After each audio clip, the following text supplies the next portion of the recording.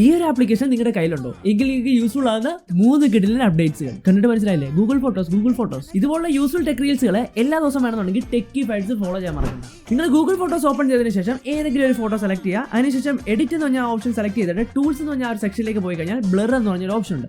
ഇത് സെലക്ട് ചെയ്ത് കഴിഞ്ഞാൽ ആ ഒരു ഫോട്ടോയുടെ ബാക്ക്ഗ്രൗണ്ട് നമുക്ക് ബ്ലർ ആക്കാനും നമുക്ക് ആവശ്യത്തിനനുസരിച്ച് ബ്ലർ കൂട്ടാനും കുറയ്ക്കാനും ആ ലെവലൊക്കെ അഡ്ജസ്റ്റ് ചെയ്യാനും സാധിക്കും.